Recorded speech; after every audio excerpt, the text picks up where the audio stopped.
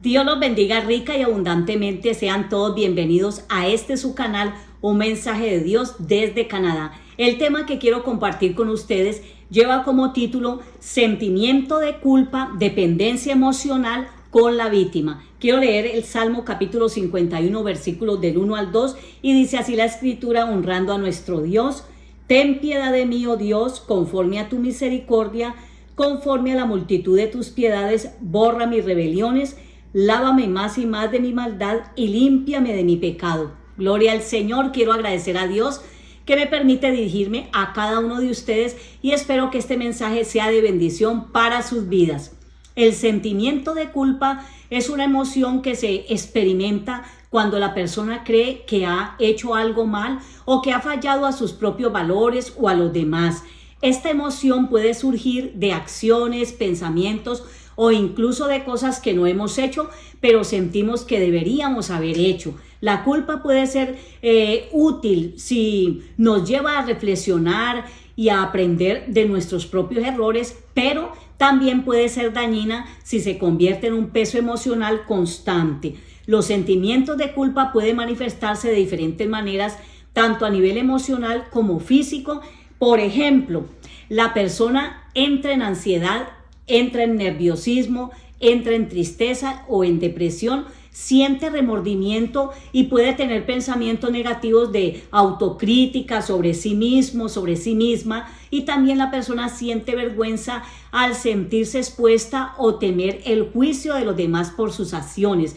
Ese sentimiento de culpa se manifiesta en la parte física, donde puede tener problemas digestivos, por ejemplo, malestar estomacal, en fin, como también puede tener fatiga, que es una sensación constante, por ejemplo, de cansancio, e incluso después de descansar la persona se siente cansada. Todas esas son consecuencias de este sentimiento. Eso trae sus situaciones que son adversas y que no deberíamos de estar pasando por ninguna de ellas. Amén. El comportamiento de una persona que tiene sentimiento de culpa se hace intenso internamente porque su ansiedad lo lleva a sobrecompensar a su víctima, y es la razón por la cual hace esfuerzos excesivos para enmendar el error o lo que no pudo hacer por su víctima en su debido tiempo.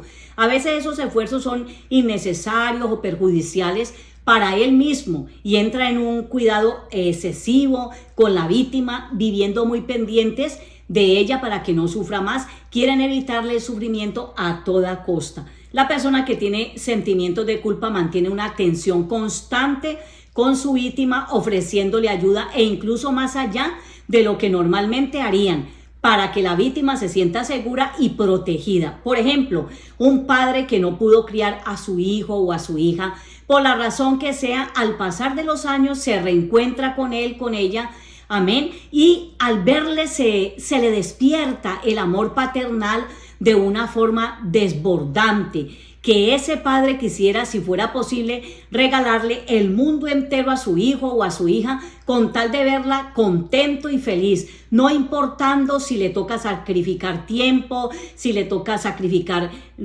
ingresos, la parte financiera o el resto de su familia o lo que sea, con tal de llenarle ese vacío de ausencia que tenía ese hijo, esa hija. O sea, este hombre, este padre se esfuerza por enmendar su error, pero el problema no está en enmendar su error, porque de hecho lo puede hacer. El problema está en la forma compulsiva o ansiosa en que aborda la situación que quiere enmendar, y lo aborda de tal magnitud que al mismo tiempo no se da ni cuenta, ni por enterado siquiera, que le está haciendo daño a la misma víctima con tanta sobreprotección, concediéndole a veces privilegios que ella no se ha ganado, porque en la vida todo tiene su tiempo, dice la escritura, pero el afán o el sentimiento de culpa lo impulsan a actuar desmedidamente. Algunos pierden la cabeza, se embotan tanto que en lo que están viviendo, que terminan haciéndole daño emocionalmente a aquellos aún que lo rodean, porque no están viendo que sus sentimientos los han canalizado solo en una persona, en la víctima, y los demás van quedando en segundo plano, en segundo lugar. Esto se puede observar claramente por sus mismos hechos, por su forma de actuar, ya que su forma de proceder se hace muy notoria. Comienzan a actuar ya de forma muy obsesiva. Ni siquiera lo pueden disimular porque el sentimiento de culpa los domina. Miren, el sentimiento de culpa, amados, puede alterar la dinámica en la relación con la persona culpable, sintiéndose obligada a ceder o a asumir más responsabilidades de las que ya se ha cargado, ya está sobrecargado de ellas. O sea, la persona que tiene un sentimiento de culpa le va a parecer poco lo que ha hecho por su víctima y va a exigirse aún más a sí mismo de lo que no tiene para seguir supliendo cualquier necesidad que se le presente a su víctima, porque la idea es que no sufra más. Es tremendo esto. Y por último, termina sintiendo dependencia emocional hacia su víctima, buscando constantemente en ella su perdón y su aprobación. Termina haciéndose su confidente para todo. En otras palabras, termina siendo esclavo de la víctima. Y si la víctima ve que puede sacar provecho de esa situación porque lo tiene dominado en su mano, de seguro que lo hará, lo verá vulnerable a ella y lo hará, terminará manipulándolo y explotándolo lamentablemente. La Biblia nos dice en primera carta de Corintios capítulo 14 versículo 40 que todo debe hacerse de una manera apropiada y con orden. Todo tiene sus límites, no debemos llegar a los extremos. Cuando no se le entrega a Dios ese sentimiento de culpa, termina haciéndole daño a la persona que lo posee y a los que lo rodean. Por eso es que cada día debemos examinarnos y permitirle a Dios que nos examine y nos ayude a entrar en su quirófano para que nos quite, en este caso, lo que está sobrando en nuestra vida y así poder vivir bien equilibrados para nuestro bienestar y el bienestar de los que nos rodean, de los demás. Miremos algunas motivaciones detrás de ese comportamiento protector. En el número 1 tenemos que él siente arrepentimiento, sentir un fuerte deseo de enmendar el error y aliviar la culpa que se siente. Número 2 tenemos empatía, comprender el dolor, la falta o escasez que viva la víctima y querer hacer todo lo posible para ayudarla. Número 3, redención, buscar una forma mejor de sentirse consigo mismo al saber que está haciendo algo positivo para la víctima.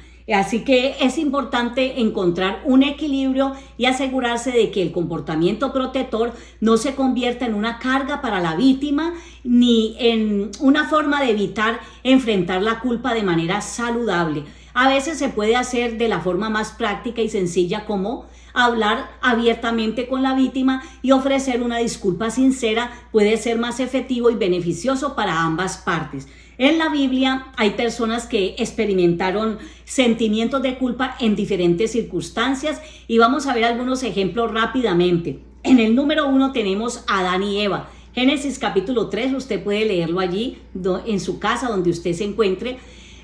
Allí encontramos que después de comer del árbol del conocimiento del bien y del mal, Adán y Eva sintieron vergüenza y culpa por desobedecer a Dios. En el número 2 tenemos a Caín. Génesis capítulo 4 versículos 1 al 16. Allí encontramos que después de asesinar Caín a su hermano Abel, Caín sintió remordimiento y culpabilidad por su acto.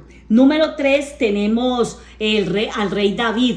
En el segundo libro de Samuel, capítulo 11 y capítulo 12, allí David sintió una profunda culpa después de cometer adulterio con Betsabé y ordenar la muerte de su esposo Urías Eteo. Así que él cayó en adulterio y aún cayó en el diablo, que el Señor lo reprenda. Si uno se descuida, convierte aún como David a una persona en homicida. Por eso el Salmo 51, allí el Salmo de David también expresa su arrepentimiento y búsqueda de perdón. Y quiero leerles de este Salmo el versículo 3 y 4 y mire lo que dice la Escritura. Porque yo reconozco mis rebeliones y mi pecado está siempre delante de mí. Contra ti solo he pecado y he hecho lo malo delante de tus ojos, para que sea reconocido justo en tu palabra y tenido por puro en tu juicio. Gloria al Señor.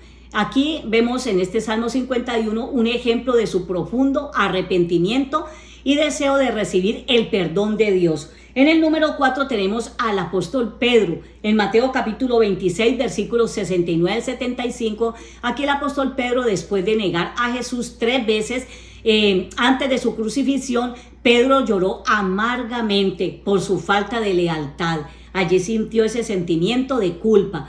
En el En el 5, en el punto 5 tenemos a Judas Iscariote. Judas, tras traicionar a Jesús, este hombre sintió un gran remordimiento. Oiga bien, no es arrepentimiento lo que él sintió, no, sintió remordimiento y culpa, lo que lo llevó a devolver las monedas de plata y finalmente atentar contra su vida, suicidarse. Amados, estas historias bíblicas nos muestran cómo los sentimientos de culpa y arrepentimiento pueden tener un impacto significativo en la vida de los individuos y en sus acciones posteriores. Bueno, hemos llegado al final. Hasta aquí este mensaje. Que Dios los siga bendiciendo mucho. No olvide suscribirse al canal. Deja tus comentarios aquí en la parte de abajo y activa la campanita para que recibas el contenido que semanalmente estamos subiendo. Gracias y hasta pronto. Dios los bendiga mucho.